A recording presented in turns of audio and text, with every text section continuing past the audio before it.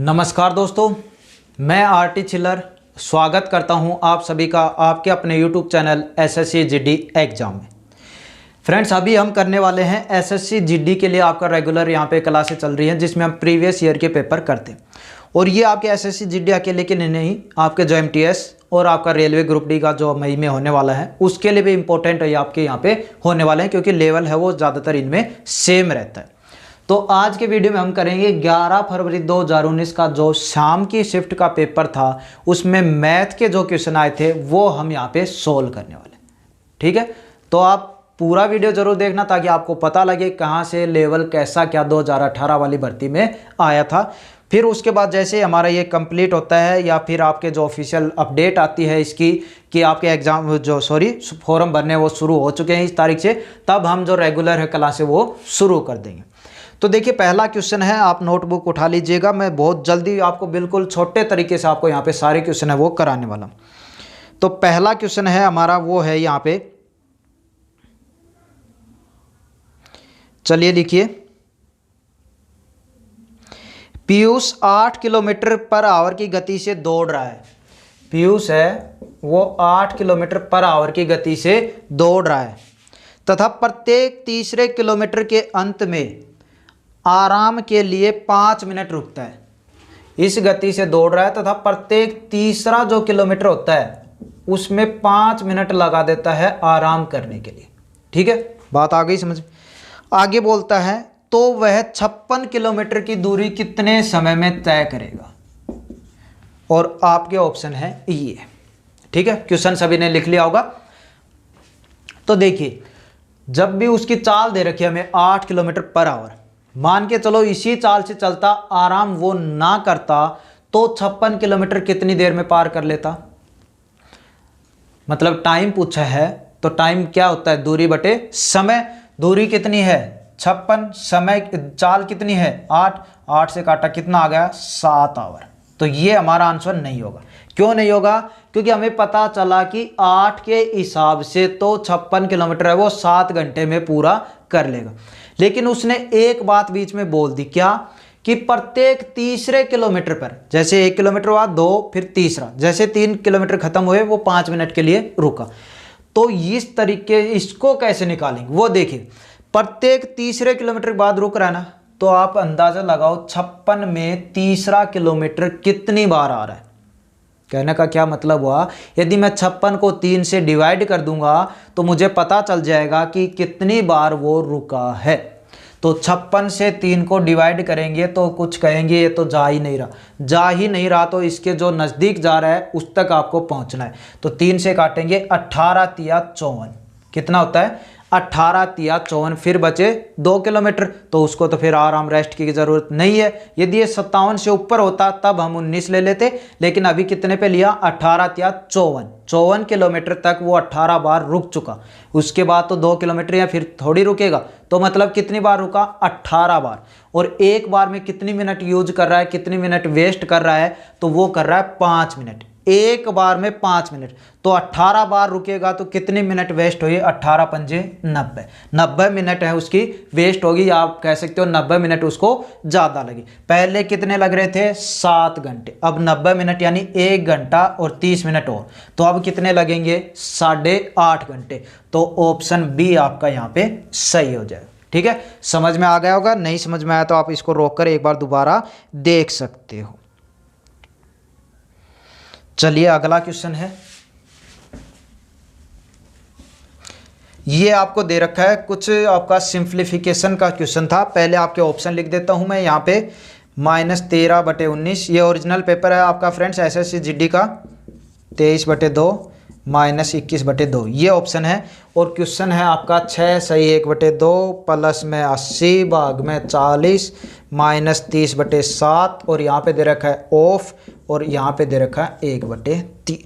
आपको ये यहाँ पे सोल्व कर, वीडियो को रोककर आप भी यहाँ पे सोल्व कर सकते हो। चलिए अब हम करते हैं। देखिए, इस तरीके जब भी क्वेश्चन आते हैं सबसे पहले हम ब्रैकेट को सोल्व करते हैं, उसके बाद भाग गुणा जोड़ घटा। यहाँ पे ब्रैकेट यहाँ पे दिख रहा है, ठीक है, तो पहले इसको ही सोल्व करते हैं। ऑफ का मतलब सभी को पता क्या होता है, गुणा, तो यहाँ पे गुणा भी आप लिख सकते हो। यहाँ पे 6 दूनी 12 13/2 प्लस में 80 भाग में 40 माइनस 30/7। ये इतना सेम इसको सोल्व कर रहे हैं। 5 3 एलसीएम कितना है 3, 5 तिया 15, 15 माइनस 1 कितना आ गया 14/3 हो गया। अब क्या करेंगे, भाग को सोल्व करेंगे। 13/2 प्लस में 80 को 40 से डिवाइड किया कितना आया 2, इतना भी हो गया, समझ में आ गया। 80 को 40 से डिवाइड किया 2, माइनस है 30/7 गुणा में है 14/3। अब किसको सोल्व करेंगे, गुणा को सोल्व करेंगे। तो 7 एकम 7, 7 दूनी 14, 3 एकम 3, 10 तिया 30, क्या बचा 13/2 प्लस में 2 माइनस 10 दूनी 20। ये आपका यहाँ पे बच गए। अब आगे सोल्व करेंगे तो क्या बचेगा 13/2 माइनस 20 माइनस के प्लस के 2 कितने बचे 18। ये आपका यहाँ पे बच गए। अब इनका एलसीएम ले लेंगे। एलसीएम कितना आएगा 2, यहाँ पे 13 है, यहाँ पे 18 की जगह क्या आ जाएगा 18 दूनी 36, और 36 माइनस के 13 प्लस के तो कितने बचेंगे माइनस के 23/2। तो कहाँ पे है ये, ऑप्शन नंबर सी आपका यहाँ पे सही हो जाएगा। ऑप्शन सी आपका सही हो जाएगा। तो देख सकते हैं आप कैसे क्या क्वेश्चन पूछे जा रहे हैं। अगला दे रखा है आपको अनुपात वाला, बहुत छोटे तरीके से आपको करवाएंगे, लिखिए जल्दी। x और y का अनुपात है वो दे रखा आपको 6:5, 6:5, और z और y का दे रखा है 9:25। ठीक है, तो आपको x और z का बताना है। ऑप्शन है ये 48 है ये, यहाँ पे 25, 50, 33, 54, 125। एक्स वाई का दे रखा है वो दे रखा है आपको 6:5, और यहाँ पे दे रखा है जेड और वाई का ये दे रखा है आपको 9:25। ठीक है, आपको बताना है एक्स और जेड का। वीडियो को रोक कर सकते हो आप, फिर हम यहाँ पे करवाते हैं। चलिए, इन क्वेश्चन को करने का देखिए कोई एमएन वाला मेथड यहाँ पे यूज नहीं करेंगे, बहुत सिंपल और बहुत छोटे तरीके से आपको यहाँ पे मैं बताऊंगा।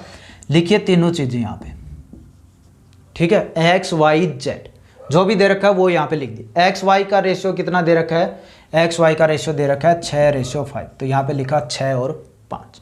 यहाँ पे है जेड और वाई का, कंफ्यूज मत हो ना, पहले जेड दे रखा है। ठीक है, तो जेड है वो आपका 9 हो गया और वाई है वो आपका 25 हो गया, तो यहाँ पे हमने 25 लिख दिया। जेड और वाई का हो गया ना रेशियो 9:25। दो जगह हमारे पास बच गई। इनमें क्या आएगा, इनमें वो आएगा जो इनके साथ है, जो इनके साथ है, और वो भी रो वाली में, मतलब सीधी लाइन। तो इसके साथ में क्या है 5, यहाँ पे क्या आ गया 5। इसके साथ में क्या है, ऐसे लाइन वाले में देखना है, ऐसे वाले में मत देखना। तो इसके साथ में इस लाइन वाले में क्या है 25। बस आपका क्वेश्चन आपका यहाँ पे हो गया। किसका अनुपात पूछा है आपसे यहाँ पे, एक्स और जेड का, एक्स और जेड का। यहाँ पे किसका अनुपात पूछा है, एक्स और जेड का। एक बार ये क्वेश्चन में 9:25 एक्स और जेड का पूछा है, हाँ सही है। तो यहाँ पे देखेंगे 25 छिक्का कितना हो गया 150, 25 छिक्का 150 और 9 पंजे 45। ये किसका हुआ, ये एक्स का हो गया, ये आपका जेड का हो गया। 9 पंजे 45, 25 छिक्का 150। अब इसको काटेंगे कितने से, 5 से कट जाएगा, कितना आएगा आपका यहाँ पे 15 से कट जाएगा 3, और यहाँ पे 15 दाई 150, कितना आ गया 10:3, 10:3। ऑप्शन ए आपका यहाँ पे सही हो जाएगा। ठीक है, अच्छे से समझ गए होंगे ना क्या चीज़ें कहाँ पे क्या लिखी है। जिसका रेशियो पूछा है उसी का यहाँ पे लिखा है। चलो अगला क्वेश्चन है, ऑप्शन लिख देता हूँ पहले, फिर मैं आपको क्वेश्चन बोलता हूँ। 68%, 60%, 76%, 70%। ठीक है, क्वेश्चन लिखिए। अब एक दुकानदार 20% की छूट देने के बाद भी 30% का लाभ कमाता है। एक दुकानदार 20% छूट देने के बाद भी 36% का लाभ कमाता है। ठीक है, 20% की छूट देने के बाद भी 36% का लाभ कमाता है। उसका अंकित मूल्य क्रय मूल्य से कितने प्रतिशत अधिक है। जो अंकित मूल्य पूछा है वो क्रय मूल्य से कितने % अधिक है। चलिए आप जल्दी से कीजिएगा, एक बार वीडियो को रोककर आप देखा करो कि आपके क्वेश्चन कैसे आ रहे हैं, आपको आते भी हैं या नहीं। यदि नहीं तो हमें पढ़ने की ज़रूरत है सख्त, क्योंकि आपकी बार सिलेक्शन लेना है, आपकी बार ही वैकेंसी आपकी बहुत ज़्यादा यहाँ पे आने वाली है, जिनके अनाउंसमेंट तो हो चुके हैं लेकिन ऑफिशियल अभी नहीं आया है। ठीक है, तो 20% छूट दे दी, उसके बाद भी 36% का उसको लाभ हो रहा है। तो क्रय मूल्य है वो, अंकित मूल्य है वो क्रय मूल्य से कितना ज़्यादा है। यहाँ पे देखिए कोई भी चीज़ होती है अपने आप में 100% होती है। क्या होती है? कोई भी चीज़ होती है वो अपने आप में 100% होती है। तो ये जो 20% की छूट दे दी, तो ये कितना बचा? 80% बचा ना। ये कितना बचा? 80% बचा। ठीक, ये है 36% का लाभ। लाभ मतलब जोड़, तो ये हो गया 136। कितना हो गया? 136। यहाँ पे 80 समझ में आ गया, 20% छूट दी, यहाँ पे लाभ समझ में आ गया। अब ये क्या बोल रहा है? अंकित मूल्य है वो क्रय मूल्य से कितना ज़्यादा है, यही बोल रहा है ना। अंकित मूल्य है वो क्रय मूल्य से कितना % ज़्यादा है। तो पहले इसकी 100% की वैल्यू निकालेंगे, तभी तो आपको पता चलेगा कि आपका जो क्रय मूल्य है वो कितना है। ठीक है, तो इसका 100 मतलब मैं तो सीधा भी निकाल देता हूं, लेकिन आपको समझा देता हूं बिल्कुल अच्छे तरीके से। जब हमारी 80% की वैल्यू है वो है आपकी 136। ठीक, 1% की वैल्यू आएगी 136/80। निकालना क्या है? क्योंकि कोई भी चीज़ होती है अपने आप में 100% होती है, हमें निकालना 100% गुणा में 100, 0 से 0, 4 दूनी 8, 5 दूनी 10, 4 एकम 4, 4 तिया 12, 1 बचा, 4 चौक 16। 34 को 5 से गुणा करेंगे तो कितना आ जाएगा? 170। पूछा है कितना अधिक है, तो 100 से जितना अधिक है वो अधिक हो गया। कम पूछता, 100 से जितना कम होता वो कम हो जाता। तो कितना अधिक है? 70%। तो ऑप्शन डी आपका यहाँ पे सही हो जाएगा। जिस भी क्वेश्चन में डाउट हो नीचे कमेंट कर देना, अगली बार उसका आपको यहाँ पे सॉल्यूशन मिल जाएगा। चलिए ऐसा ही क्वेश्चन है, एक और ऑप्शन लिख देता हूं पहले मैं।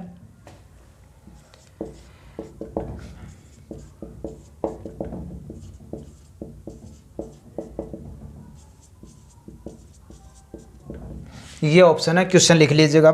यदि एक वस्तु का क्रय मूल्य उसके विक्रय मूल्य से 30% कम है, यदि एक वस्तु का क्रय मूल्य उसके विक्रय मूल्य से 30% कम है, तो लाभ प्रतिशत कितना होगा? एक वस्तु का क्रय मूल्य उस वस्तु के विक्रय मूल्य से 30% कम है, तो लाभ कितना होगा? लाभ % कितना होगा? देखिए करते हैं, आपने कर लिया होगा, नहीं किया तो आप एक बार रोक कर सकते हो, फिर यहाँ पे देख सकते हो। एक होता है क्रय मूल्य, एक होता है आपका विक्रय मूल्य। क्रय मूल्य और विक्रय मूल्य। यहाँ पे बोल रहा है आपको साफ साफ कि वस्तु का क्रय मूल्य है वो विक्रय मूल्य से 30% कम है। तो हमें एक चीज कौन सी माननी पड़ेगी? विक्रय मूल्य, क्योंकि जिस चीज से हमें तुलना की जा रही है वही चीज हम मान सकते हैं, तभी तो दूसरी चीज तो अपने आप निकल जाएगी। यदि एक चीज हम मान लेंगे तो दूसरी चीज अपने आप निकल जाएगी। तो जो भी ऐसा क्वेश्चन आता है उनमें 100 मानते हैं, परसेंटेज और प्रॉफिट लॉस वाले चीज। तो ये मान लिया हमने जो विक्रय मूल्य है वो है 100 रुपए। क्या मान लिया? विक्रय मूल्य है वो 100 रुपए है। तो क्रय मूल्य इससे कितना कम है? 30% कम है। 30% कम यानी कितना हो गया? 70। ये बात बताओ समझ में आई या नहीं है? ठीक है, ये क्या था? विक्रय मूल्य 100, क्रय मूल्य कितना हो गया? 70। क्यों हो गया? क्योंकि 30% कम है। अब बताना है आपको लाभ % कितना मिला। लाभ हो हानि हो हमेशा किस पे निकलती है? क्रय मूल्य पे। ठीक है, कितना लाभ मिला? 70 में चीज खरीदी, 100 में बेची, कितना लाभ मिला? 30 रुपए का। कितना लाभ मिल गया आपको? 30 रुपए।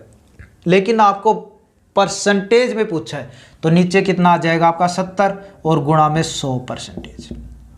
10 से 10, 100 को 3 से गुणा करें 300/7। और जब इसको सोल्व करेंगे आगे तो 7 चौक 28, 4 किस में दिख रहा है? ये। बस ज़्यादा पूरा भी मत सोल्व करो, इतना करते ही आप इसमें टिक कर दो, क्योंकि बाकी में 3 3 है तो 4 आया है हमारा, तो ये आपका सही होगा, चाहे आप पूरा निकाल कर इसको देख सकते हो। ठीक है, उम्मीद करता हूँ अच्छे से समझ में आ गया होगा। चलिए नेक्स्ट क्वेश्चन करते हैं।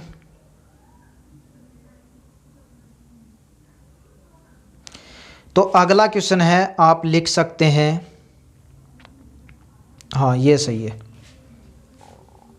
6 संख्याएं हैं,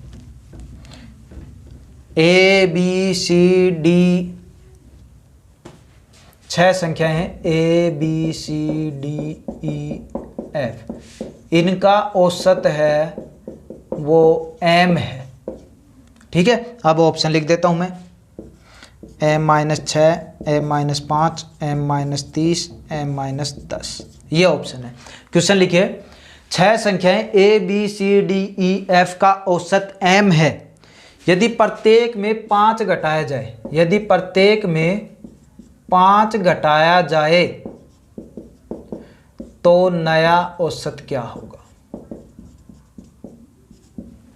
ठीक है, तो नया औसत क्या होगा। 6 संख्या दे रखी है, इनका औसत m दे रखा है, यदि प्रत्येक में आपसे 5 घटाने को बोल रहा है तो नया औसत क्या होगा। देखिए इन क्वेश्चन, पहले तो आपको औसत का फॉर्मूला पता होना चाहिए। फॉर्मूला होता है औसत बराबर होता है सभी संख्याओं का जोड़ बटे में टोटल कितनी संख्याएं हैं, 4 हैं, 5 हैं, 3 हैं, 6 हैं, 2 है, वो नीचे, और ऊपर क्या जो भी संख्या दे रखी है उन सभी का जोड़, ये होता है आपका फॉर्मूला औसत का। लेकिन यहाँ पे सीधा सीधा जब ऐसी चीजें बोलता है, इन सब का औसत क्या दिया m, प्रत्येक में क्या घटाने बोल रहा है 5। यहाँ पे बात आती है आपकी उठकर सामने कि जब भी आपसे प्रत्येक में कुछ भी घटाने, जोड़ने, गुणा करने, भाग करने के लिए कहा जाए, प्रत्येक संख्या में यदि आपको जोड़ने, घटाने, गुणा, भाग करना के लिए कहा जाए, तो जो संख्या बोल रही है वो ही औसत में से कम, जोड़ या फिर गुणा या भाग कर दो। कहने का मतलब ये हुआ कि प्रत्येक में 5 घटाया जा रहा है तो औसत में भी 5 घटा दो, आपका आंसर आ जाएगा, आपका आंसर आ जाएगा। ठीक है, यहीं पे बोलता प्रत्येक को 5 से गुणा किया जाता तो 5m को भी 5 से गुणा कर दो और वो आ जाता 5m। बोल दिया जाता है प्रत्येक में 4 जोड़ दिया जाए तो m में भी 4 जोड़ दो। मतलब जो चीज प्रत्येक के साथ बोली जा रही है वो ही चीज आप औसत के साथ कर दीजिएगा, आपका आंसर आ जाएगा। चलिए नेक्स्ट क्वेश्चन, अगला क्वेश्चन है, पहले ऑप्शन लिख देते हैं। 30 मीटर पर सेकेंड, 72 मीटर पर सेकेंड, 25 मीटर पर सेकेंड और आपका 20 मीटर पर सेकेंड।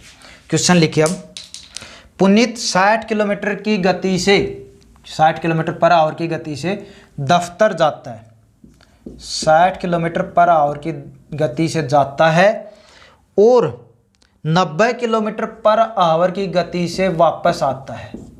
ठीक है, 60 किलोमीटर की गति की जो जाता है और 90 किलोमीटर पर आवर की गति से वापस आता है, इस प्रकार उसे, सॉरी यहाँ पे पूछा है उसकी औसत गति क्या होगी। कई कबार टाइम दे देता है तो मैं सोचा वही क्वेश्चन है, लेकिन यहाँ पे सिर्फ आपसे पूछा है कि उसकी औसत गति क्या होगी।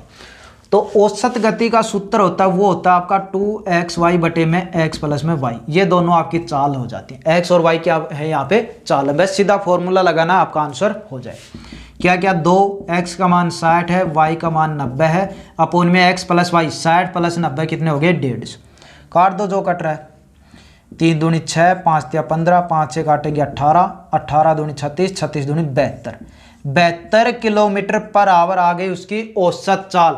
लेकिन ऑप्शन में तो ये है ही नहीं, तो ये किस में दे रखा है मीटर पर सेकंड, मतलब इसको मीटर पर सेकंड में बदले। अब मैंने आपको बहुत बार बता चुका हूँ, दो चीज़ें होती है 5/18 और 18/5, इन चीज़ों से गुणा करना होता है इनको। तो जब संख्या बड़ी से छोटी, मतलब किलोमीटर से मीटर में जा रहे हैं, तब छोटी में जा रहे हैं तो छोटी ऊपर, बड़ी में जा रहे हैं तो बड़ी ऊपर, दो ही चीज़ें हैं याद रखने के लिए। यदि छोटी संख्या में जा रहे हैं तो छोटी ऊपर, बड़ी में जा रहे हैं तो बड़ी ऊपर। यहाँ पे क्या है 72 किलोमीटर, किलोमीटर से मीटर में जा रहे हैं मतलब छोटी में जा रहे हैं तो छोटी ऊपर लिखो, 72 गुणा में 5/18 करो, 18 चौक 72, 5 चौक 20। कौन सा ऑप्शन आ जाएगा, डी ऑप्शन आपका यहाँ पे सही हो जाएगा। चलिए एक और क्वेश्चन कर लेते हैं।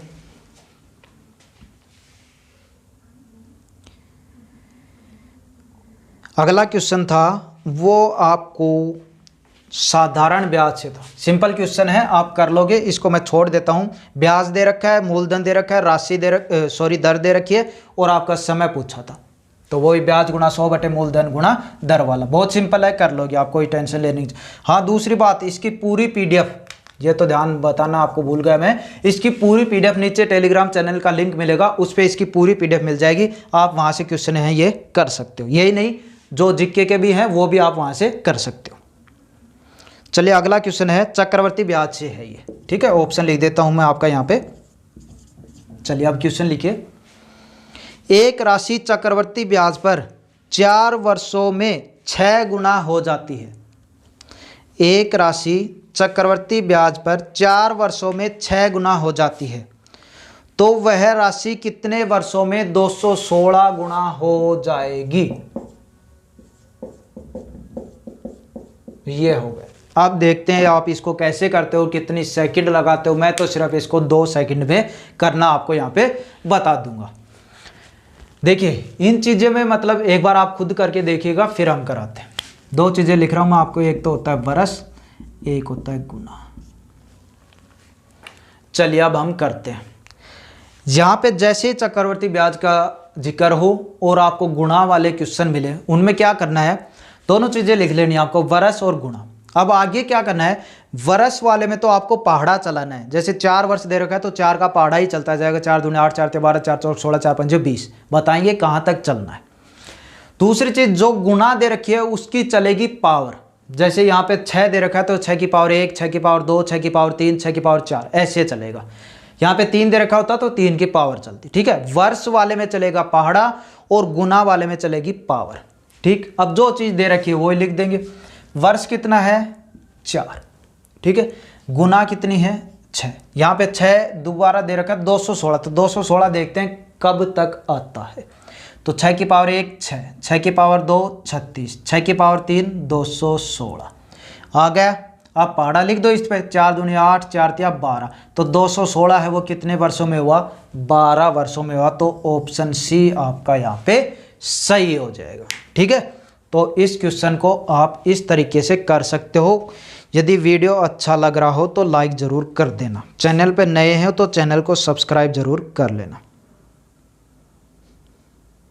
चलिए एक सिंप्लीफिकेशन का क्वेश्चन है वो हम यहाँ पे कर लेते हैं। उससे पहले आपको उसके ऑप्शन मैं आपको यहाँ पे दे देता हूँ, ठीक है। पूरा क्वेश्चन ही लिख देते हैं। चलो पहले क्वेश्चन लिख देते हैं। 6 सही 1/2 प्लस में 80 प्लस में भाग में 40 माइनस में 30/7 ऑफ 5 माइनस 1/3। इसका आंसर बताना है 17/2, 13/19, 23/2, 21/2, ये ऑप्शन है, ठीक है। आप करिए एक बार, वीडियो को रोक कर सकते हैं आप। देखिए इन तरह के क्वेश्चनों को आप कैसे क्या करोगे, इसमें सबसे पहले तो देखते हैं हम ब्रैकेट कहाँ पे है उसको सोल्व करते हैं, फिर भाग, फिर गुना, फिर जोड़, फिर घटा, ठीक है। तो यहाँ पे देखिए अब सबसे पहले इसको सोल्व करें। ऑफ का मतलब पता चल गया होगा आपको, गुना है। सेम इनको चीज़ें लिखेंगे, 13/2 प्लस 80 भाग 40 माइनस 30/7 गुणा में।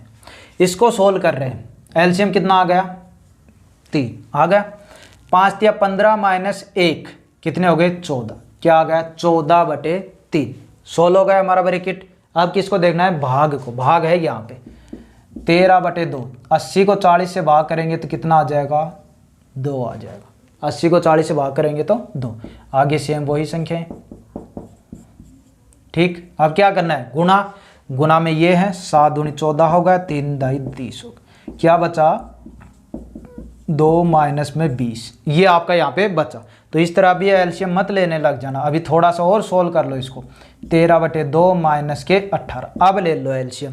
तो एलसीएम आ गया कितना 2। तो देखिए 2 ज़्यादा के ऑप्शन में है तो आगे निकालना पड़ेगा, वरना एक के ऑप्शन में यदि 2 होता तो हमारा वही आंसर सही हो जाता। तो यहाँ पे 13 हो गए, यहाँ पे 18 दूनी 36 हो जाएंगे। जब 36 माइनस के 13 प्लस के कितने बचेंगे 23 माइनस के, तो 23/2 मतलब ऑप्शन सी आपका यहाँ पे सही हो जाए। तो फ्रेंड्स ये थे कुछ आपके जो 11 फरवरी को पूछे गए थे महत्वपूर्ण क्वेश्चन। आपको और जो सिंपल थे वो मैंने यहाँ पे नहीं कराए हैं, बिल्कुल आपको जैसे ब्याज वाला बताया उसी तरह और भी सिंपल क्वेश्चन थे वो आप कहोगे तो अगले वीडियो में मतलब सारे क्वेश्चन करवाने की कोशिश करेंगे। तो इस वीडियो में तो बस इतना ही। आप सभी ने यहाँ तक वीडियो देखा, आप सभी का बहुत बहुत धन्यवाद।